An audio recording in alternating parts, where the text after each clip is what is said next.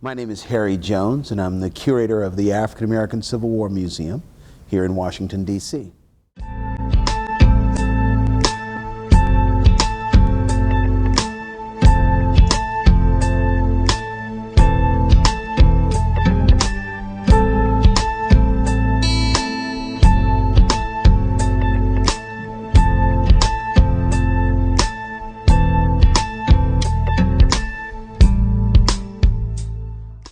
Our museum tells the story of the American freedom fighters of African descent who helped save the Union and freed themselves.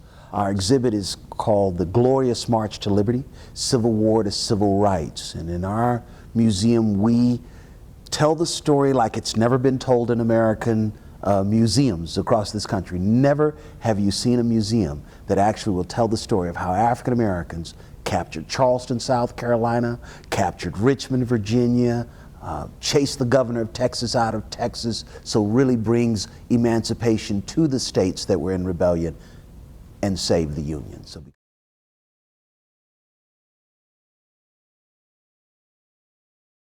I am the manager of the exhibit, so I have to understand the story and help put it together and integrate the images and artifacts into the exhibit to help tell the story and really manage the exhibit.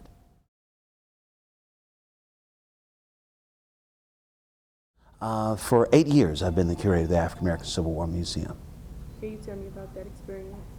Well, the experience of just telling this story every day is probably one of the most gratifying experiences of my life. I've had two careers in my life. One as a Marine officer, and then in the business of telling African American stories. Yeah, and this opportunity to tell this story is one of the most gratifying periods of my life. Now, the museum is the product of the work and leadership of Dr. Frank Smith, Jr. He led the effort to build the memorial, the African American Civil War Memorial. The statue was dedicated July 18th, 1998, and the museum opened up in January of 1999. So I come along about 4 years after the museum had opened up.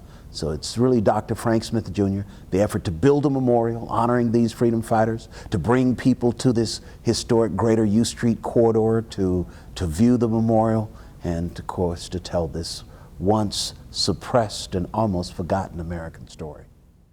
Now, one of the myths about African American soldiers, in particular those coming out of captivity or slavery, was that they were incompetent militarily, and so they were very difficult to train, etc. That's not true. African Americans had actually prepared for this opportunity to strike a blow for liberty. So when the first regiments are brought in, General Benjamin Butler would say, "Better soldiers never shouldered a musket." He would also say of him, and this is one of my favorite quotes in the exhibit, and I'd like to read this quote. This is a quote from General Benjamin Butler, and he said, "I observed a very remarkable trait about them. They learned to handle arms and to march more easily than intelligent white men. My drill master could teach a regiment of Negroes that much of the art of war sooner than he could have taught the same number of students from Harvard or Yale." Close quote. These soldiers were highly competent when they showed up.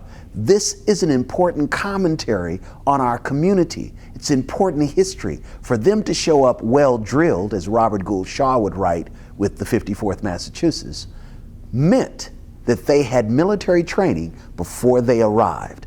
Important story about our community. Forward-looking, planned ahead, and prepared for this opportunity. So I like these quotes in the exhibit because it tells a story of a population that prepared for their opportunity to end slavery.